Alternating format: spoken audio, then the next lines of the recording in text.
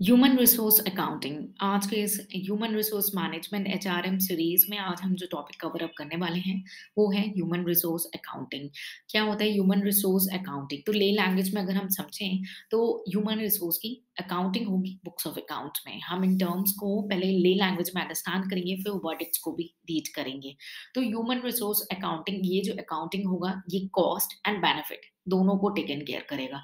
Cost के form में एक ऑर्गेनाइजेशन को किस तरीके के कॉस्ट इनकर्ड हो रहा है एक एम्प्लॉय के ऊपर, फॉर एग्जांपल उनको रिक्रूटमेंट का खर्चा, उनके हायरिंग एंड ट्रेनिंग का खर्चा, उनके डेवलपमेंट का खर्चा। और अगर आउटपुट के बारे में बात करें तो क्या इकोनॉमिक उस एम्प्लॉय की जो है वैल्यू है ऑर्गेनाइजेशन के लिए, वो कितना रिटर्न दे रहे हैं ऑर्गेनाइजेशन को। सो चलिए एक बार क्विक रीड करते हैं इन वर्डिक्स को, फिर डिस्कस करेंगे डिफरेंट डेफिनेशंस जो हमारे वेरियस स्कॉलर्स ने शेयर की है।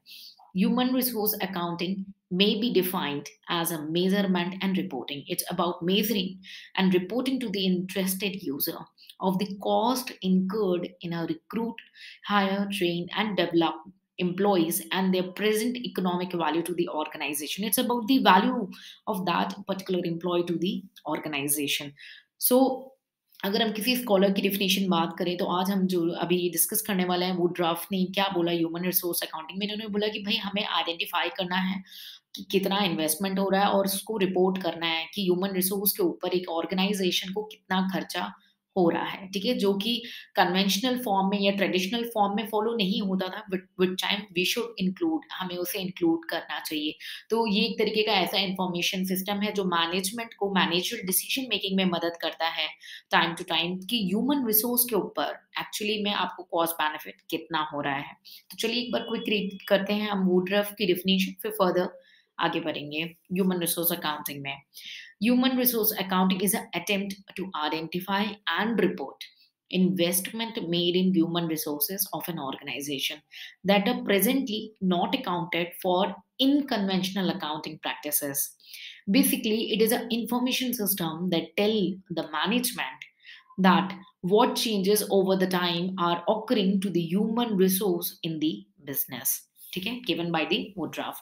तो वुडराफ ने ये डेफिनेशन दी। जनरली अगर हम देखें तो ह्यूमन रिसोर्स अकाउंटिंग के पीछे एक ऑब्जेक्टिव क्या रहा कि भाई ये एक ऑर्गेनाइजेशन को डिसीजन मेकिंग में मदद करती है कि भाई हमें डायरेक्ट रिक्रूटमेंट करना चाहिए या प्रमोट करना चाहिए, ट्रांसफर करना चाहिए या रिटेंशन करना चाहिए, रिट्रेंचमेंट करना चाहिए या रिटेंशन करना चाहिए, इंटरनल हायरिंग करनी चाहिए या आउटसोर्स करना चाहिए। ऐसे कई सारे डिसीजन जो ह्यूमन रिसोर्स के पर्सपेक्टिव में एक ऑर्गेनाइजेशन को हेल्प करे, उसको कवर अप करते हैं, उस ऑब्जेक्टिव को मीट करने में मदद करता है हमारा ये ह्यूमन रिसोर्स अकाउंटिंग। तो कब आया ये जो इन्फॉर्मेशन है, कौन लेकर के आया? तो 1960s के टाइम में रेंसिस लिकर्ट जो है पहली बार ह्यूमन रिसोर्स अकाउंटिंग का जो कॉन्सेप्ट है और उन्होंने ये बताया कि भई ये काफ़ी इम्पोर्टेंट है ऑर्गेनाइज़ेशन के ऊपर कि आपको ये जानना ज़रूरी है कि एचआर जो ह्यूमन रिसोर्सेज़ हैं, वो कितने क्वालिटेटिव हैं, ठीक है? और कितना उनसे आपको बेनिफिट मिलने वाला है लॉन्ग रन में। तो आपको इनपुट-आउटपुट रेशियो ऑब्वियसली निकालना चाहिए। अगर आप कोई बिज़नेस भी रन कर रहे हैं, तो एक एम्प्लॉयी को रखा है, तो उसका एक्चुअली में कॉस्ट कितना है और वैल्यू एडिशन कितना है, ये आपको हमेशा कैलकुलेट रखना चाहिए।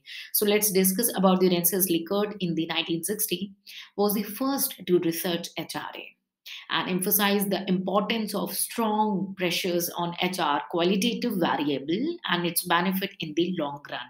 इन्होंने और भी बताया कि क्यों HRA होना चाहिए, क्यों ह्यूमन रिसोर्स अकाउंटिंग होनी चाहिए, इसका पर्पस क्या है, ठीक है?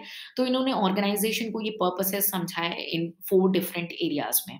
पहला कि इन्होंने बोला कि भाई कॉस्ट जो भी खर्चा हो रहा है या जो वैल्यू मिल रही है इस इंफॉर्मेशन में, ये मैनेजमेंट को डिसीजन मेकिंग में मदद करेगी कि आपको एक्वायर करना है और न्यू एचआरए कैसे एलोकेट करना है, उन्हें कैसे मेंटेन करना है ताकि कॉस्ट इफेक्टिवनेस या ऑप्टिमल रिजल्ट आप गेन कर सकें। सेकेंड, इन्होंने जो पर्पस बताया ये बताया कि ये मैनेजमेंट को ये मदद करता है कि ये जो मॉनिटर करने में मदद करे कि वो कितना अच्छे से यूज करते हैं इन ह्यूमन रिसोर्सेज का।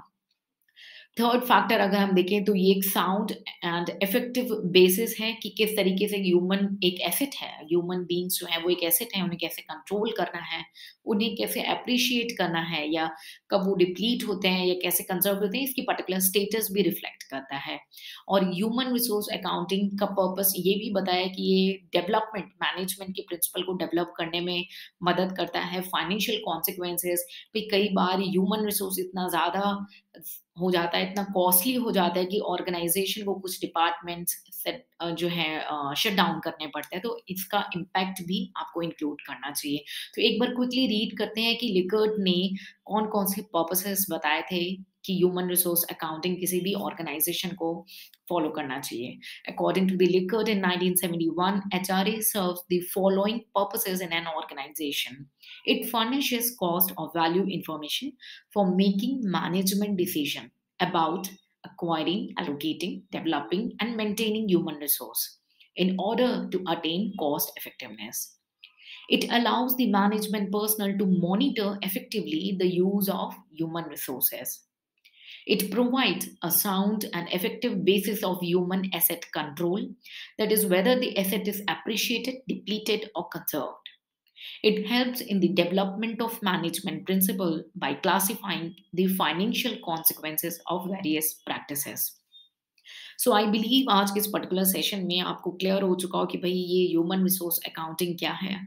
टाइम टू टाइम और डिटेल अंडरस्टैंडिंग को कवर अप करेंगे हम अपने जो है वेबसाइट पे। इस पर्टिकुलर प्रेजेंटेशन की पीडीएफ भी आपको वेबसाइट की लिंक जो है डिस्क्रिप्शन में शेयर कर दी जाएगी, ताकि आप इसे अपने फ्यूचर रेफरेंस के लिए यूज़ कर सकें। ह्यूमन रिसोर्स अकाउंटिंग में कोई नए अपडेट्स, चेंजेस या फर्दर इन्फॉर्मेशन एंड नॉलेज को भी हम वेबसाइट के थ्रू आपके साथ टाइम टू टाइम शेयर करेंगे।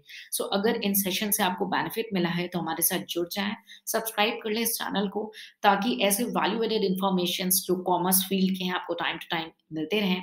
मिलेंगे नेक्स्ट सेशन में, कुछ नया सीखेंगे ह्यूमन रिसोर्स मैनेजमेंट में। Till then take care, bye bye and जय हिंद।